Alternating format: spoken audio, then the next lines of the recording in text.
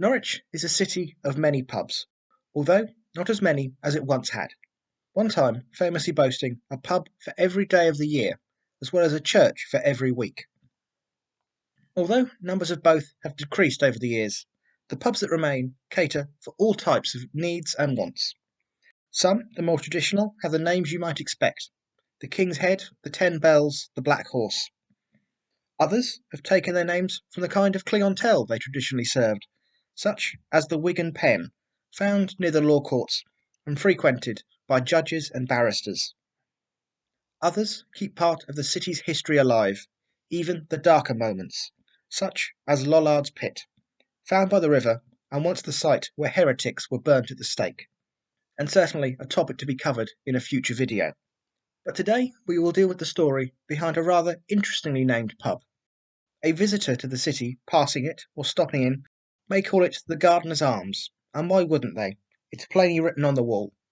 But ask any local the name of the pub on Timber Hill, and without exception they will always answer the Murderers.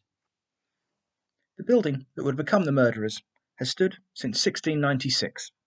It was originally rented to St John's Church at the top of Timber Hill by the Lord Mayor of Norwich, Nicholas Bickerdike, who used the money raised from rent to help fund the Angus's Foundation for Girls, who had been running a hospital for the poorest children in the city since 1611. It is first recorded being run as a pub in 1841 by John Savary, most likely aided by his wife Elizabeth and his son Matthew, who lived with him in the property. Following this family, the pub would pass through 10 landlords and landladies until our story properly begins. On the 29th of March, 1892, running of the pub passed to Henry Wilby, a man born in 1842 in the town of Brandon in Suffolk, to Anne and John Wilby. His wife Maria was a gamekeeper's daughter, 6 years his junior, born to Susan and Robert Hunter. The couple would marry and would have 9 children together, one of whom sadly died, aged only 3. Before they took over running of the pub, they ran a tailor's shop in 3 Horns Lane off Burr Street. They would run the Gardener's Arms without incident, until tragically, on the 5th of January 1895, Henry suffered a heart attack and died in the pub. An obviously distraught Maria wondered how she would carry on. Fortunately, she had her daughter, Mildred, known to everyone as Millie, to turn to, who was currently suffering herself from her marriage falling apart, who was more than happy to move into the pub and help her mother in this difficult time. Millie's estranged husband in question was a man named Frank Miles, originally from Southampton, where he had attended school and worked in a chemist shop for a time. He had made his way to Norwich through his time in the army, serving in the 8th King's Royal Irish Hussars, serving in India, and possibly, given the regiment's history, seeing action in the Second Anglo-Afghan War. He returned to Britain with his unit in 1889 and was stationed on the outskirts of Norwich in Britannia Barracks, that now make up the main buildings of Norwich Prison by 1890. The locals and these new guests got on well, and among the marriages that occurred was Frank and Millie, wedding in 1892. But whatever dreams Millie had of the dashing cavalryman seemed to have been just that, dreams. And whatever feelings these two may have had soon faded. The marriage was troubled and filled with arguments and probably violence from the very start. They moved to Colchester for a time, maybe hoping a change of scenery might improve their opinions of each other, but this was not to be, and they soon returned to Norwich. They had separated, and not on good terms. It seems very likely that since their split, Millie had started to see at least one other man. There are several references to her being seen walking with men, but I have been unable to tell if these were different men or the same man each time. But either way, it was something Frank clearly took exception to.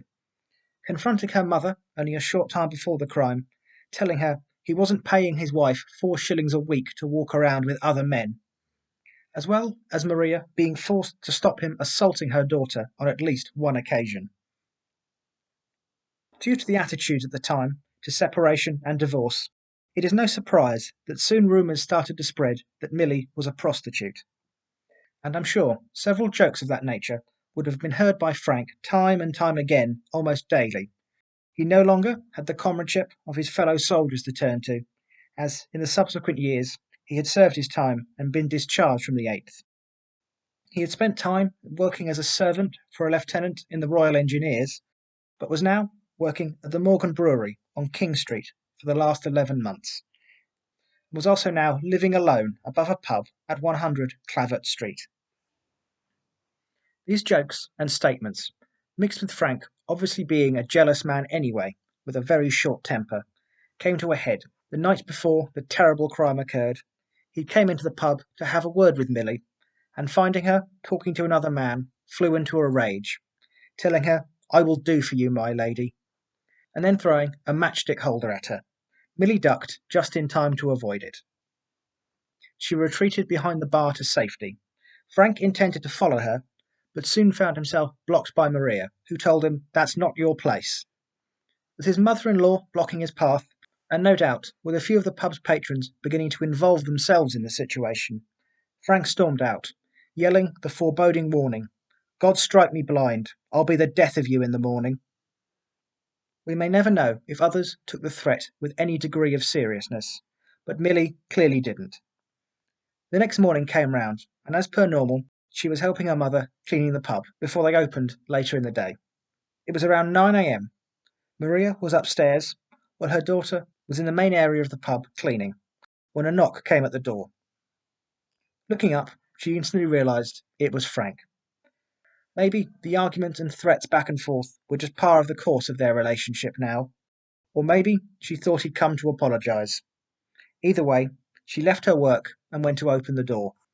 No sooner was the door open than Frank launched his attack, smashing her in the top of the head multiple times with a bung picker, a kind of hammer used in the brewery where he worked. Milly collapsed on the spot, blood pouring from her head. Her screams alerted her mother, who came running down the stairs to see what was going on. Finding her daughter in a pool of blood and Frank standing over her. In shock, she yelled at him, "What have you done?" Pointing to his wife on the floor, he replied, "I've killed the bitch, and there she lies."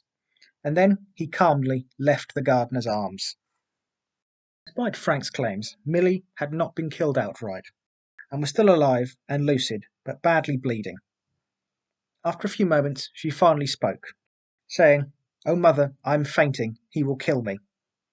Help was sent for immediately, and Milly was taken to the Norfolk Norwich hospital.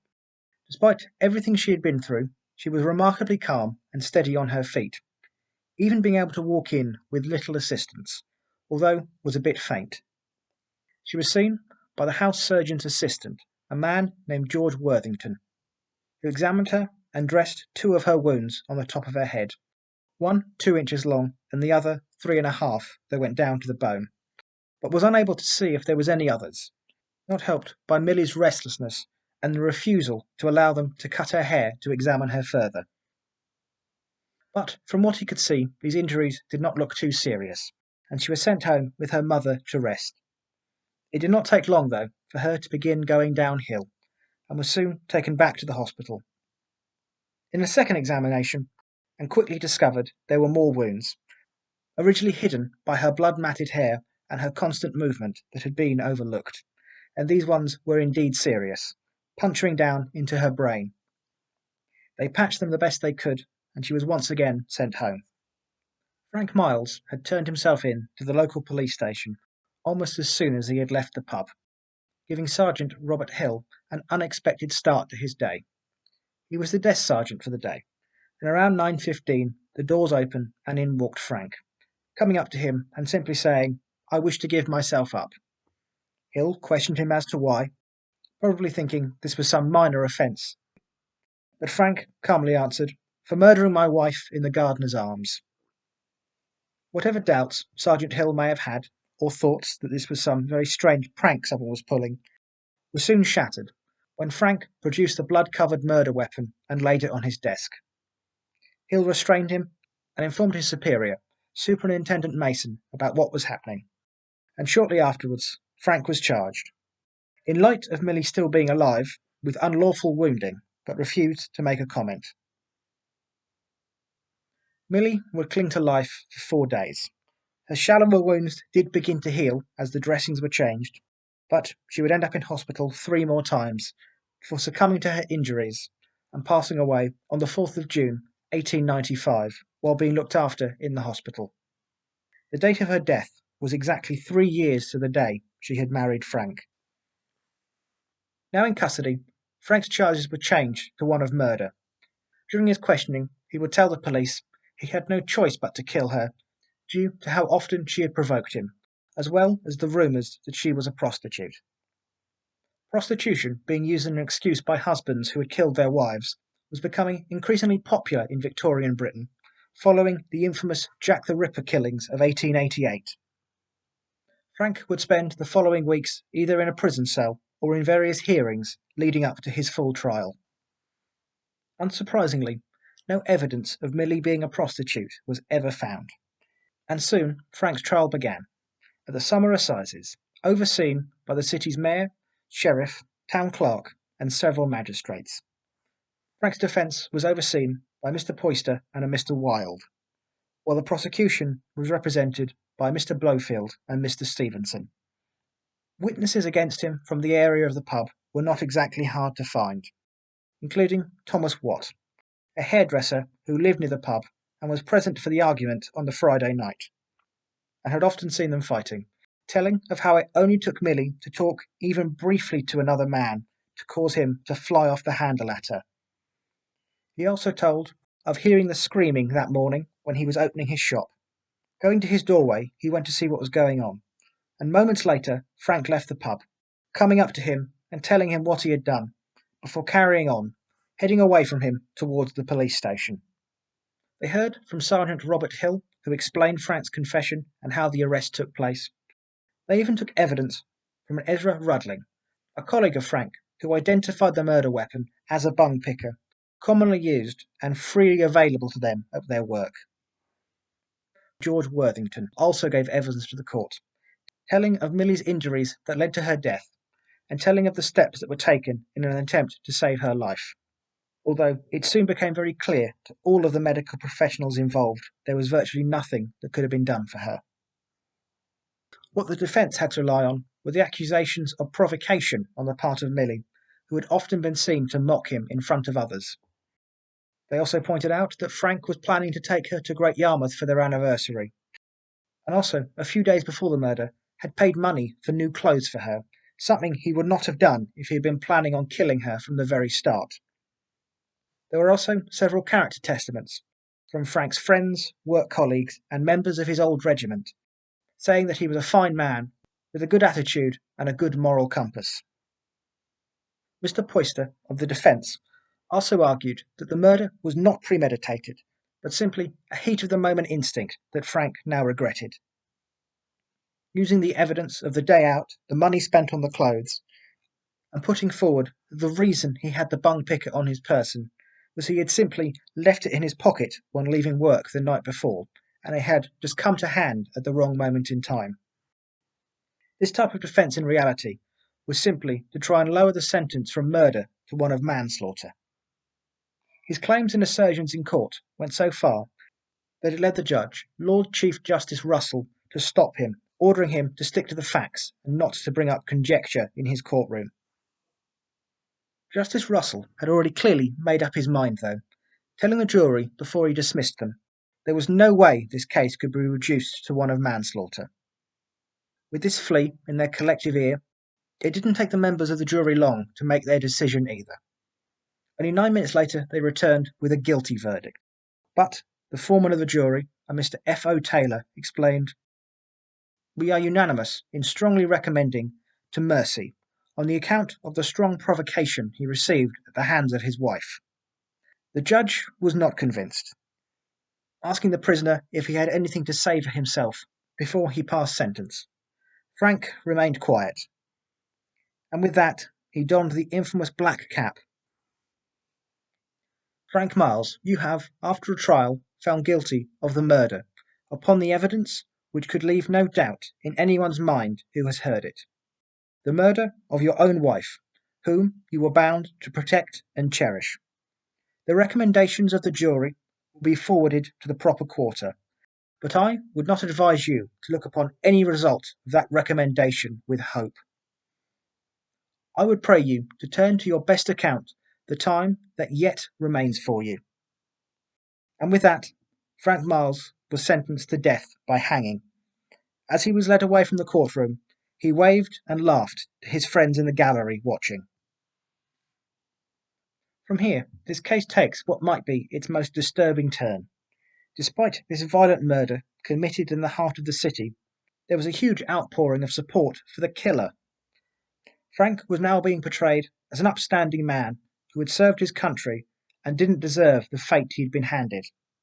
Newspapers, both locally and in other parts of the country, took up his story, with the Southern Echo even telling of how his mother collapsed when she was told the news. And soon wheels were in motion to save him. Those who worked with him or knew him as a friend described him as nothing more than a peaceful man and a hard worker who had been pushed too far one day.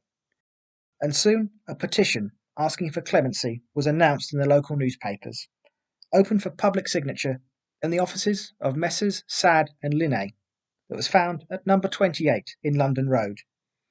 It didn't take long for it to have been signed by 9,000 people. Put that in context at the time, the population of Norwich was 100,000 people. The time he had spent in uniform also clearly played a part in people's attitudes towards him, as had the reaction of his mother. And soon a second petition sprung up in his native Southampton, asking for the same, which gained 3,000 signatures. In the meantime, while he waited, the date of his hanging had been chosen for the 3rd of July. Time ticked down, and Frank may have well started to think that no help was coming, and that all the public outcry had been for nothing. But he was wrong. On the 29th of June, the growing public pressure led to the Home Secretary overturning the death sentence, reducing it to a lengthy prison sentence. I've been unable to find anything on what Maria or the rest of Millie's family thought of this decision. Frank had escaped the gallows, but he would spend the rest of his life in prison. 10 years later, in 1905, he was appealing for parole. Clearly not being very repentant, he had the audacity to say he should be let out due to the great deal of suffering he'd had to deal with, all because of the slight crime of killing his wife. His pleas were ignored, and he remained incarcerated. His health was clearly beginning to fail him, as he died the same year, aged 37, in Pankhurst Prison on the Isle of Wight. Despite everything that had happened, losing 2 close family members in a matter of months in that pub, Maria would carry on as the landlady for a further 5 months, before handing the running of the pub over to a new landlord, Edward Wickham. She would remain in the city, though, for the rest of her life, remarrying on the 7th of April 1900 to Charles Higgins, and would live out the rest of her days in relative happiness, all things considered, until passing away, aged 59, on the 23rd of November 1906 in 42 Rupert Street. Use of the pub would carry on, but his reputation was somewhat changed, and has been known locally as the Murderers ever since that day. Although, somewhat ironically, due to the large amount of landlords and their families who have run the place over its long history, there has been far more births in the building than there has been deaths. But, as with many buildings of its age, it has indeed seen a lot of history. It had a landlord wounded in the First World War in 1916. It survived the Great Depression and was damaged during bombing in the Second World War, and is now a well-loved and busy pub, well known for its beer festivals. With everything I have told you, it should come as no shock that some claim the pub to be haunted. But what might be a surprise is the resident ghost isn't Millie. Rather, it's believed to be Irene Crisp, the daughter of another landlord, only this one from 1923, who died aged 3 suddenly in the night. And although rumours of another murder in the building did swirl around for a time, it was later determined that she passed away from diphtheria.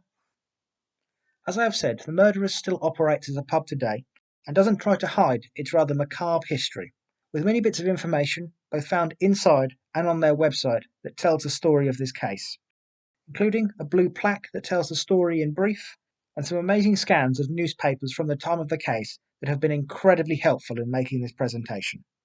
I hope you've enjoyed this presentation. All of the information and pictures used can be found in the description below. Please feel free to like and subscribe if you wish. This was The Murderers, the crime that changed a pub. And this was a little bit of history.